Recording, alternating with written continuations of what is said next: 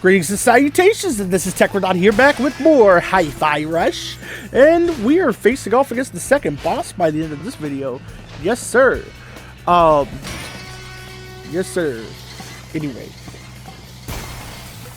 I don't really know what to say yet. We started in the middle of a level, so it's kind of like a little weird of a starting place, but it's whatever. That's gonna happen a few times because some of these levels go on too long for one video, so you just gotta deal with it, and so do I. This takes some getting used to, because right here it expects you to like use peppermint in quick succession and immediately know where they're at, which is not necessarily bullshit or anything like that bad, but it's like you gotta get the timing just right or you ain't gonna get it. And this might be the only time in the game where like I was actually actively frustrated, because it is a little annoying to do this, because you have to aim exactly at the valve. You can't just like aim in a general direction like I thought you could. You have to aim directly at it.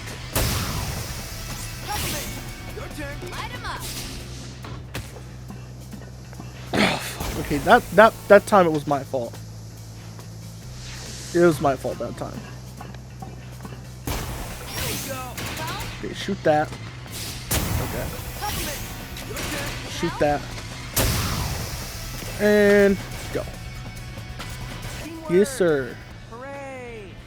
That's what I'm talking about.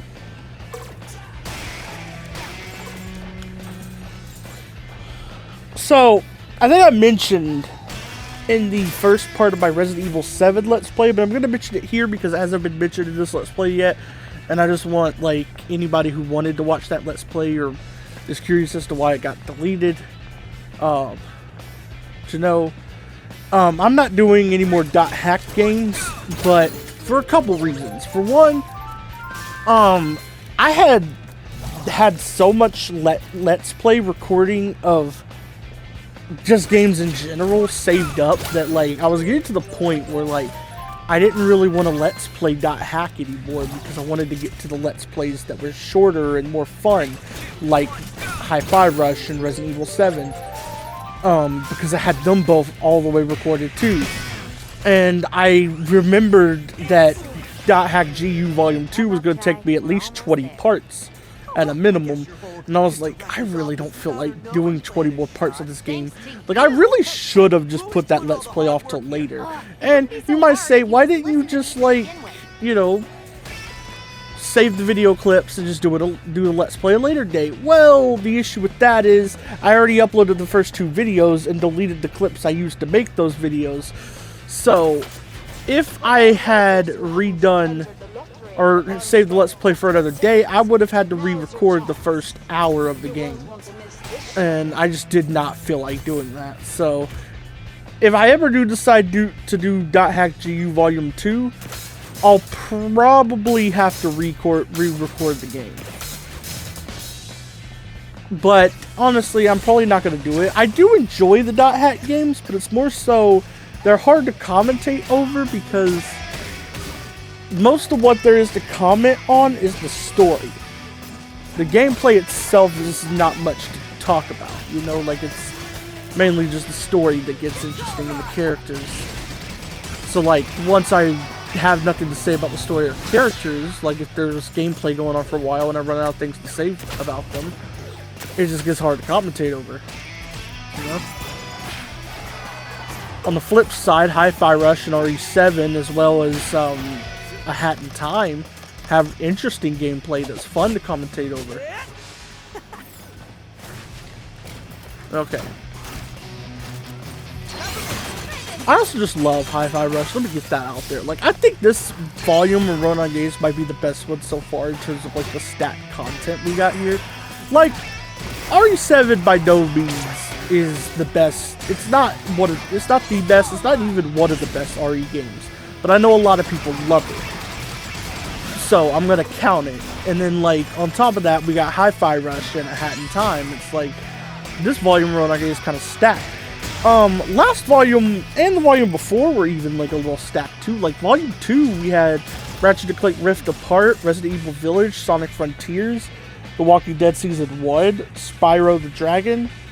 Last volume, we had, give me a second. We had Tales from the Borderlands, RE4, Sonic 3 and Knuckles, the Separate Ways DLC for RE4. Hold on, I'm trying to bring it up because I know I'm forgetting a game or two. Just play it cool. Give me 1 second. Spyro 2. There was Resident Evil 3 too, but that's not really a banger. Like, sorry, but it's not. I literally had to speed run the game to even make the Let's Play doable for me. Pretty quiet. Not suspicious at all. Introducing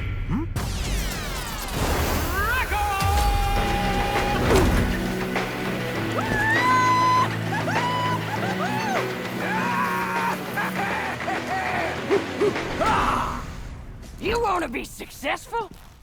You want to be productive? Then you gotta be aggressive.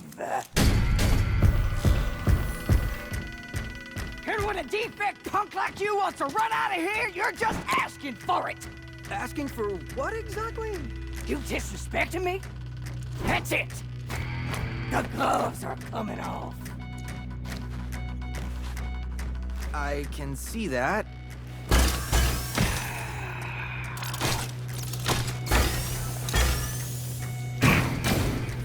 What was your plan for this, Peppermint? I don't know. Fight? You're paying me double for this. But I'm not paying you anything. Hey! I'm the main show here. So let's get ready to crumble. Woo! Come on!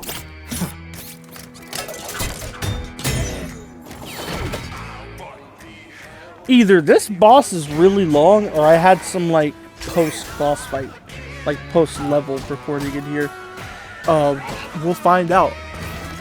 I also haven't done cuts for this video yet. For some reason, I've been forgetting to like cut down parts of videos lately, so I've been going back to cut them while I'm doing the commentary. So, sorry if that comes off like a little messy or the video seems less good because of that. Like, I'm still trying my best here. I just keep forgetting to like edit before doing commentary, you know? It's whatever though. Rekka here is an interesting boss. And by interesting, I mean, I think she's the only boss in the game that you technically fight fairly. I want to say, no, there's Corsica too. You fight Corsica pretty much fairly as well. What I mean by fairly is they're not using like anything beyond their own skill. No, I guess Roquefort. Okay, I guess you fight all the bosses head on like that, really. The thing is, with Kale in particular, at the end of the game, he feels like a little bit of a cheat because he has most of his body is metal. And I know Roquefort literally turns into a mech, but like, he doesn't, I don't know.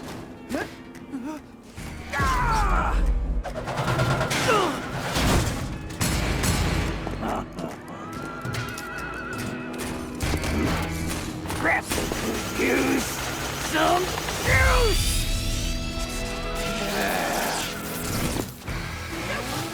By the way, I'm pretty sure it's the same VA, as in voice actor, voice actress, whatever, as Polar in the, I actually want to look this up, make sure I'm right, because I mentioned it before that she did voices in CTR Nitro Fuel, but I think it was Polar in particular that comes to mind.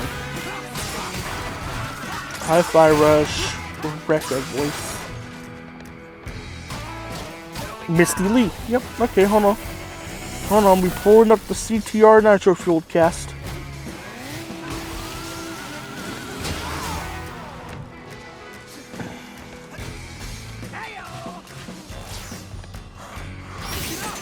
Pulling it up, pulling it up. She voices Polar, Pura. Jeez, that is some range right there. How do you go from voicing Polar and Pura to voicing Rekka? That is a big range there. Holy You fuck. ain't gonna ruin this company's rep. I know there's another character on here. I'm trying to find it. She voices Going Tana. out with the trash. Hold on.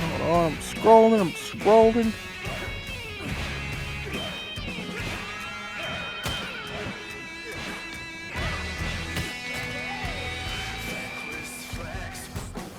So I think it's just Polar, Pura, and Tana. Yeah. But that's still like quite some range there because those characters sound nothing like Rekka. Like, that's impressive. If I have to say so. I know Kale is voiced by Roger Craig Smith, and as much as I'd like to give Roger Craig Smith praise here because he's a really good voice actor, he's basically just talking in his regular voice as Kale, just with a more like arrogant and uptight tone. I'm not even kidding on that either. I forget what the rest of the cast of the game is that I recognize. Let me see.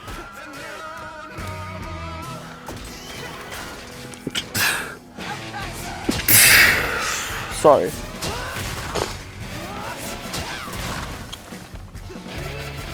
I think I'm starting to get a cold. I don't know, but I think I am.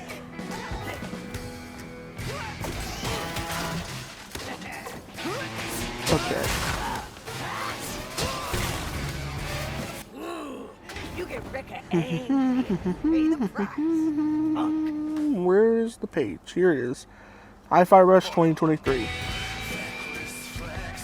Shy is voiced by Robbie Damon. Give me a second to find out where I know him from because I do recognize him. I know him from Infinity Train. I know that for sure. But what else have I heard him in? I feel like I've heard him in something else too. 1 second. Just gonna scroll through here and figure out where else I've heard him from.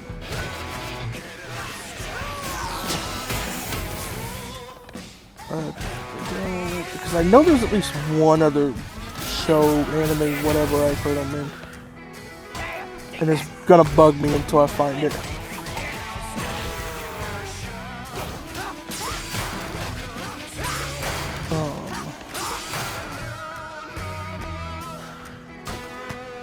One second. Sorry, this is taking so long.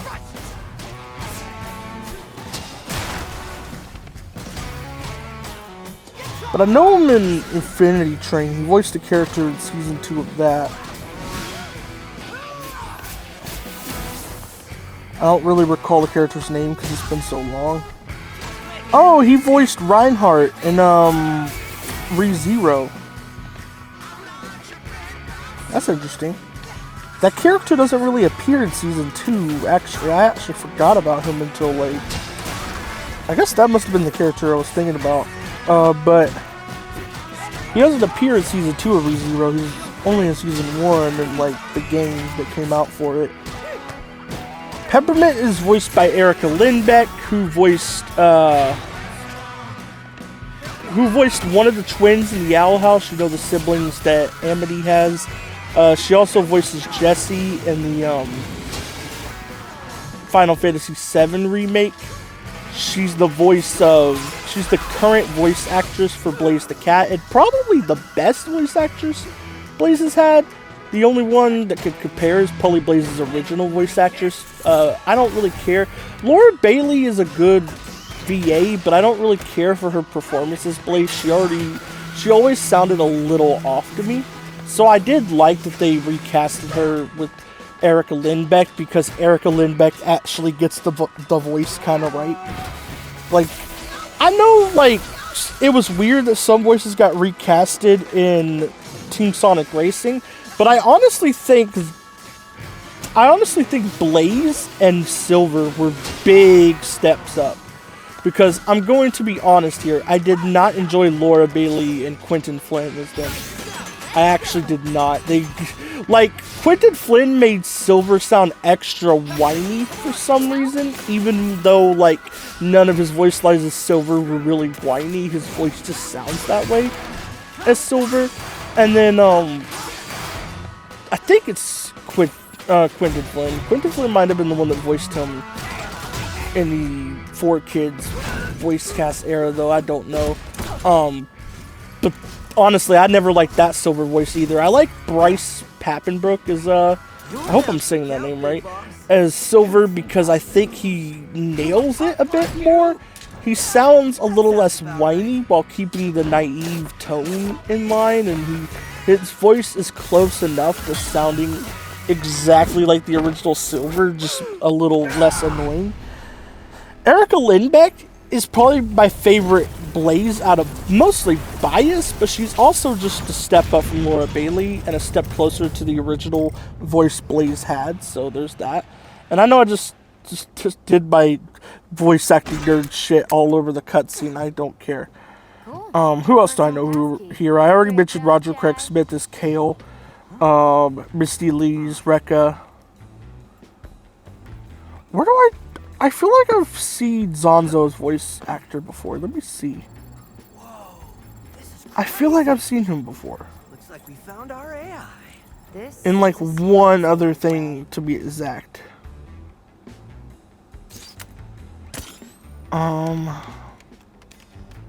Wait. Spectra Just have to find it. I know I'm talking over cutscene, but deal with it. I'm a voice acting nerd. You're gonna have to get used to it. This happens sometimes. Oh, he voiced what's his name in ReZero, the Trying to concentrate. Beetle guy's guy. Okay, yeah, he was perfect casting for What did you just is it Beetle Guys? I think that's how you say his name, but Make it stop. he was perfect casting for Zonzo if he voiced that guy. Like, I'm not even kidding. I don't recognize the rest of these. I know Dave B. Mitchell voices some of the robots, and so does Bumper Robinson. And I know them as I know Bumper Robinson has voiced Cyborg before in some of the Shy. DC Lego games. I think it was. I think that's where he voiced him. I don't remember. Oh, Dave B. Mitchell's the current voice actor for Knuckles. I think he's a little bit of a step down from Travis Willingham, but Travis Willingham was already a step down from Dan Green. And Dan Green was just basically doing his best, like, Zanzo, I think you're muted, honey. I want to say impression of Scott Dreer, whoever the voice of Knuckles was in Sonic Heroes. It always sounded like Dan Green was kind of doing his best impression of that guy, so it kind of wasn't like too much of a difference. That's the one praise I could give the 4Kids voice cast for the Sonic games, is that a lot of the voice actors just sounded like they were doing impressions of the previous voice actor. So, like, in a way, it wasn't too drastic of a change. They kind of sounded really similar, if not exactly the same. Like, in the case of Espio, I almost didn't even, like, know his voice actor changed. Like, it's obvious with some characters. Like, I would say it's noticeable with Sonic. It was noticeable with Tails. But in a good way, in Tails' case. Because fucking hell, that was the first time Tails had a good voice actor. Or I guess in that case, a voice actress. What was I gonna say? you got your data right. Like, the ones that, like, I didn't realize they were changed until I was older was Shadow, Espio, Just check this out. I want to say Rouge, but that's more so me just not paying much attention to Rouge's voice. It syncs with Project I didn't notice Armstrong too much of a interface. difference with Amy. I know that for sure. This is an Armstrong tech. Eggman wasn't too obvious to me for some reason, even though looking back, Mike Pollock and Dean Bristow sound almost nothing alike. Way cooler than me. It's like when you hear Mike Pollock do the more calm Eggman lines, it sounds a little similar, I guess. But when like he starts yelling and stuff, you're like, okay, yeah, that sounds nothing like Dean Bristow.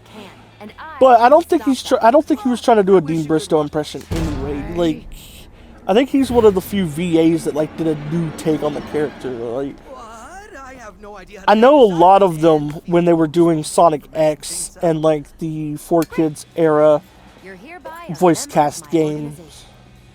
Cool. Um, Our own little weird indie. I know when like they were doing Sonic X and the Sonic games between Hey, Shai, 05 before and you head out, 2010 I wanna show you something that important. What it now? was they were basically directed to like mimic the voices of the previous cast, but some of them didn't even do that. Like in the cases of Jason Griffith, he definitely tried to mimic David Humphrey and Brian Drummond as Sonic and Shadow. He definitely tried to, and he nailed it as Shadow, in my opinion. I think his Shadow almost sounds like an evolution of David Humphrey. Like, if I didn't know that it was Jason Griffith voicing him from 05 onwards, I probably would have just thought David Humphrey developed his Shadow a little more. Cool. Honestly, because that's probably the closest that the 4Kids voice actors come to sounding like the previous voice cast as Shadow. Then you have SPO, who really the only difference is, I forget the guy who voices him in the 4Kids era, It's all about you. but the only difference I noticed between like that guy and the guy that voiced him in Heroes is that there's less gravel to his voice, but that's kind of really it. It almost sounds like, you ever hear, for example, look at Iroh from Avatar The Last Airbender. He's voiced by Mako in the first 2 seasons, and he's voiced by Greg Baldwin in the 3rd season. The only difference in the voice, and it's actually really hard to notice, is that there's a little less gravel in the voice. And it's a similar thing with not David Humphrey. It's a similar thing with the 2 voices of SPO from the Adventure era and the 4Kids era. You know, like, the only difference is the 4Kids era SPO doesn't have as much gravel to the voice. And it's a little more noticeable in that case, actually. I can't even do an impression of the 4Kids era SPO. I can only really do the, like, Heroes voice. Like, hold on. I bet if you could talk Evil must die. Beware my ninja power. I've got a bad feeling about this. That's the insane genius, Dr. Eggman. doing the I'm Like, I could do his, like, Heroes voice, but I cannot do, like... I could do his Heroes voice, because in a way, the gravel makes it easier to kind of get to the voice for me, because like the more exaggerated the voice, the easier it is for me to imitate. The gravel kind of makes it a little more exaggerated in a way. But yeah. Anyway, Spectra is an AI, and AI development happens in the R&D branch. And the R&D branch is deep below the island, using magma as a natural power source for development experiments. That is not good. Actually, it is. Being underground lets us potentially avoid security. Plus, the lava is actually a natural and environmentally friendly source of energy. Okay, sure. Anyway, who's this guy? That's the head of R&D, Zonzo. He runs the whole branch from the AI labs. Which means I'll probably run into him. He looks insane. Reviews from workers aren't too hot on this guy. He's a perfectionist. Scrap and build until it's right. You build it, he scraps it. Creator complex. But that hair. Neural interface. His ideas are everything, so he modded himself to directly input his concepts into the work pipeline. Anyway, we sneak in, hack his computer, download and destroy Spectra, and get out.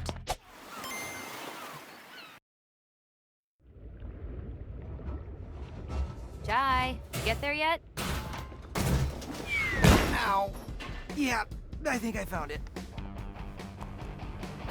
And here we are to my favorite area in the game. Like, I love this lava laboratory aesthetic here. It kind of reminds me a bit of Lava Shelter from Shadow the Hedgehog, not gonna lie. And I know, like, somebody might be going, it reminds you of Shadow the Hedgehog? Wasn't that a bad game? Well, kind of. But Lava Shelter was, like, the highlight of that game for me. Like, it's my favorite level in that game. It's the one level that, like, if I still owned a copy of Shadow the Hedgehog in a PS2, I would replay that level alone because it's actually really good. like Lava Shelter almost feels like it's designed like an adventure style level rather than the type of level design that's usually found in Shadow the Hedgehog, and I really like it for that. And it's also got like this gimmick where the lava rises as the level goes if you do the Eggman mission, and it's really cool in that regard. I really like Lava Shelter, and I kind of wish more of Shadow the Hedgehog took that kind of level design philosophy instead of like the more open missions that take like 20 to 30 minutes to complete, because those are ridiculous. I would also argue that Cryptic Castle is also a pretty good level from that game. And I also enjoy Mad Matrix a little bit. Mad Matrix still has a lot of the messiness of a Shadow the Hedgehog level, and it's definitely, unlike Cryptic Castle and Lava Shelter, which feel like a more traditional adventure style Sonic level just with Shadow the Hedgehog gameplay. I actually like Mad Matrix because it's more open and stuff, and you can do like stuff in a certain order, and both missions are pretty doable. It's not a very time-consuming mission, honestly, because like you do the SPO mission in Mad Matrix, you only have to like get 4 terminals, and they're pretty easy to find. Once you've finished the level once, they're pretty easy to find. Like your first run of the level, you're probably gonna have a little trouble finding them. But my first run of the level, I kind of just did the dark mission, and then like went back. What's the dark mission? I think I did the whatever the mission was where you get the chaos symbol, or when you get to the goal. That's the mission I did in Mad Matrix, and then I gotta look it up, honestly. I did the SPO mission my second run around, and honestly, I really like Mad Matrix in general. Like, I think it's a better take on what Digital Circuit tried to do. There's a few good levels in Shadow the Hedgehog, like there really are. Like, in my opinion, I like Lava Shelter, I like Mad Matrix, I like Cryptic Castle. Trying to remember, I feel like there's another one. Is it Sky Troops? Yeah, I think it's Sky Troops. Sky Troops is a pretty good level. Beyond that point, any other level that I praise from Shadow the Hedgehog would just be like my personal opinion and less of the levels actually good. Because I do actually believe that the 4 levels I mentioned are actually good levels beyond just my own opinion. But if I like praise any other levels with Shadow the Hedgehog, it's just going to be my opinion. Basically, like, I'm trying to remember all the levels. I know I hated the Ark levels. Those were trash. Prison Island? Is that what the level's called? Hold on. That level was pretty decent. Why do they always pair me up with you? I never get Shadow the anything done. Hedgehog. Prison Island. Prison Island. I already have to look up the Mad Matrix missions because I'm trying to remember what they were exactly.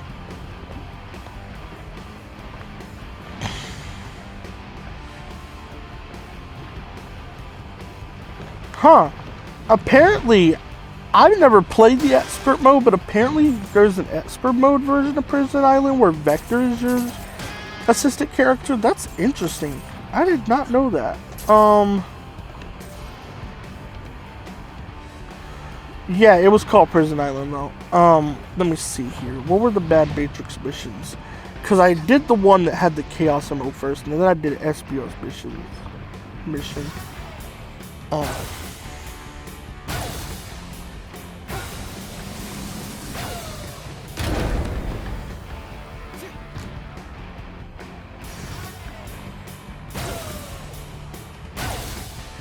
Apparently you get you get E123 Omega in expert mode on that level. I want to look these like videos up of these and kind of see what they mean by that. But I'll do that after I do this commentary, obviously. Let's see.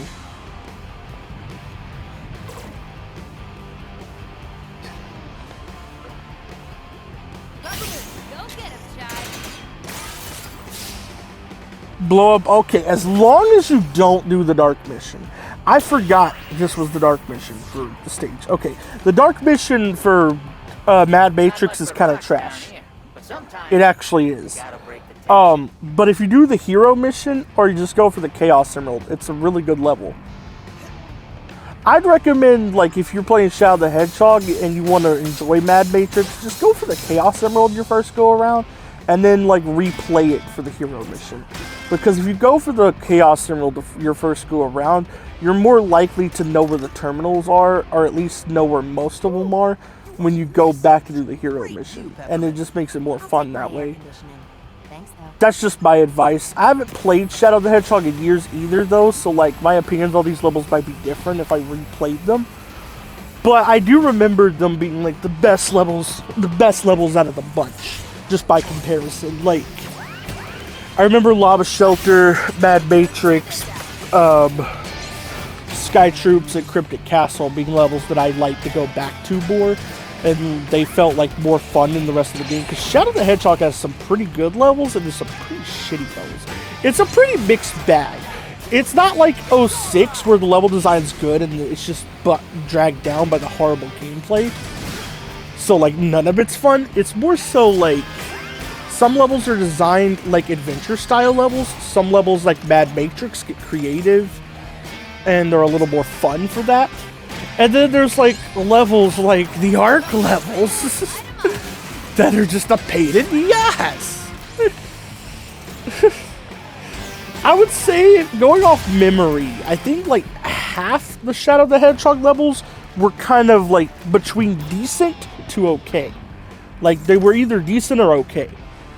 And then, like, a fourth of them were good, and then a fourth of them were shit. If I remember correctly. Like, Shadow the Hedgehog isn't as bad as a game as people like to give it credit for. It's not a good game by any means, because I did say like a fourth of its levels are absolute shit, and most of its levels are decent at best. So I'm not saying it's a good game at all, but I do think it gets more shit than it deserves, because honestly, 06, Secret Rings, Forces, Rise of Lyric, those all exist, and people who say Shadow the Hedgehog sucks in a series that has those games, I gotta say, like, you're being like, you need to look at those games and then rejudge Shadow the Hedgehog after, because at least you can have fun with Shadow the Hedgehog. I know I'm pissing off 06 fans when I say that, but go and play the actual 06, not the 06 project, actual 06, and then tell me it's a good game. I want you to. Exactly, you can't do it. I feel like everybody who defends 06 are the people who play the 06 project. I can't play the 06 project. I actually can't, because I'm a console gamer. I can't play it. But I do wish I could, like, I'm not planning on ever getting a PC, but if I could ever get, like, at least a laptop or something strong enough to run the 06 project, I definitely would try it out.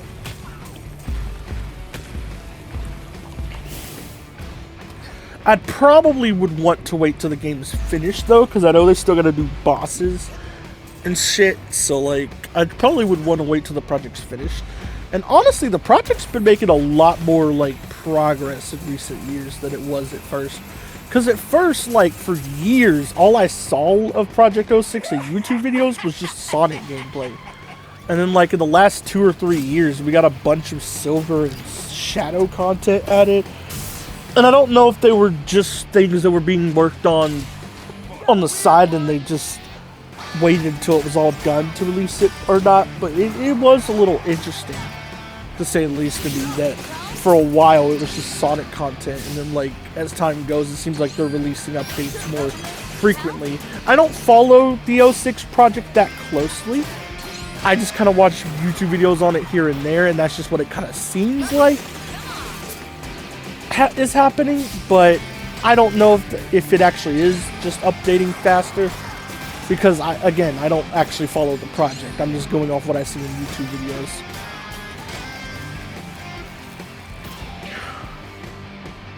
But yeah, in a series that has 06 Secret Rings, Forces, and Rise of Lyric, I don't want you to sit there and trash Shadow the Hedgehog until you acknowledge all 4 of those games are worse. I don't care that Forces is actually polished and shit. It is still a horrible Sonic game. And I would even argue that I'd rather play 06 than Forces, because a messy Sonic game is more fun than a boring, brainless Sonic game. I really do have a hate for Forces. Forces, the reason why I hate Forces so much is because it basically tricked me. It basically tricked me. It did. Because the first time I saw trailers and stuff, I was a little skeptical, but I was like, okay, this might be good. You gotta wait till the game. Then the game drops. And I'm not one of those people that saw Classic Sonic and immediately went, ew, Classic Sonic, because at the time I actually liked Classic Sonic because he hadn't been ruined yet. And then Forces ruined him. But basically, I had a blast playing the first level of Forces too. Like, I didn't mind that it was like really easy because it was the first level. I was like, it's gonna get harder after this, I'm pretty sure. It was also a little short, which was weird, but you know, maybe levels will get longer. Newsflash, you don't really get longer levels until like the very tail end of the game. And in terms of difficulty, the only levels that ever get difficult are the classic Sonic levels. And they're the worst designed levels in the game. So, do with that what you will. I honestly do believe that, Forces is one of the worst games in the franchise. It's not the worst one. I think that honor goes to Secret Rings. But it is one of the worst games in the franchise. Why not just make it easy to understand? I think if I had to rank like the top 5 worst Sonic games, no, Sonic Labyrinth. I need to add that into the mix because that's a really bad game. If I had to list like the top 5 worst games in the Sonic series, it would go from like worst to best out of the top 5 worst. It would go Secret Rings, Sonic Labyrinth, Sonic Forces, Sonic 06, and Sonic Boom Rise of Lyric. And I know people are going to hate me for putting Sonic Boom Rise of Lyric above Sonic 06, but hear me out here. I never actually played Sonic Boom Rise of Lyric. I'm kind of just going off what I've seen and stuff. And from what I've seen, it doesn't seem like it's as bad off as 06. I know people tried to say it was like the next Sonic 06 or whatever, but it came out, but it's not even close to the level of like bugginess and messiness that's in 06. It seems a lot more polished than that. It does, I did see bugs happening in the Let's Plays and stuff, but like, again, those bugs didn't seem nearly as bad as 06. So, yeah. Plus, I'm pretty sure they released bug fixes. The only problem with Boom Rise of Lyric is that I think from what I've seen, the gameplay probably gets a little boring. But, yeah, I don't know. Rise of Lyric is a game I really wanted to be good, and I really wanted to come out on better consoles than the Wii U. Fucking hell. Sega ruined that. Rise of Lyric could have been one of the best Sonic games ever. It was developed by ex-Naughty Dog and Insomniac employees, from, if I remember correctly. And it had like all this story ideas like on the table. The trailers were really good. Like, the game looked great in the trailers. And then they asked them to put it on the Wii U.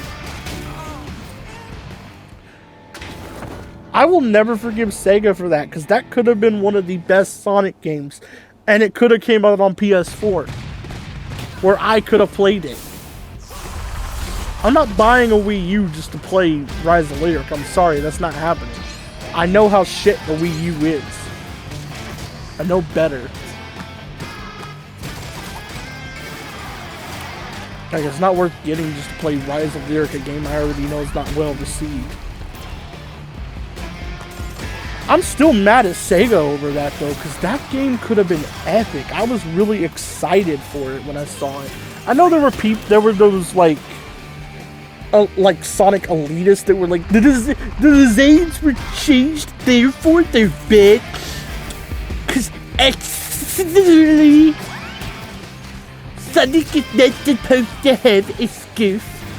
Yes, I'm making fun of those people because that was so dumb. Yes, the designs were different, and yes, they were a little weird, but it was a spin-off alternate universe type deal. Like, they weren't redesigning the main game, main timeline characters. They were making an alternate version of them. And if that alone was enough for me to go, okay, these are kind of chill, I'm fine with these designs. Because I could separate them from the main games. And to be honest, in retrospect, they weren't really bad designs. The only one I've always been iffy on a little bit is probably Knuckles.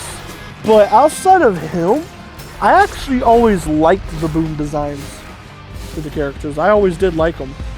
I even like Vector's and Shadow's designs. I like their designs are good in the Boom cartoon and stuff. Like, Metal Sonic literally didn't even get a redesign.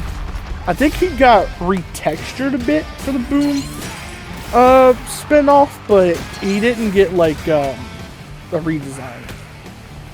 Reason why I say I think he was retextured is because anything Boom related he appeared in, he did look a little different in terms of like how he was shaded and colored and stuff, like his model was, you know. That was the only difference I noticed, though. Like, if you look at him in Rise of Lyric, he looks different in terms of how his model is colored and shaded. So it's like, yeah. I think that was the only difference they did, and it was a very subtle difference. Like, you don't really notice it that much. If anything, I think it was just a new character model for Metal that they just never used for mainline stuff. That's what I think it really was. Like, it wasn't a redesign or anything. It was just a unique model that they only used for Boom related stuff.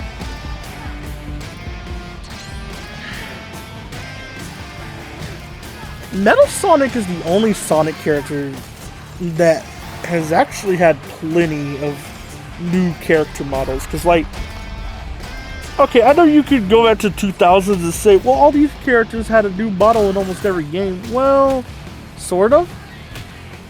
They had the same character models in SA 1 and 2 with small tweaks to them. Then they had the same models in Heroes and Shadow the Hedgehog. Then they had the same models in the Rush games. And then, so far, like, they all had 2 games. Anyway, I can't continue this because the video is running out of time, so I'm going to have to end off the video here. Bye!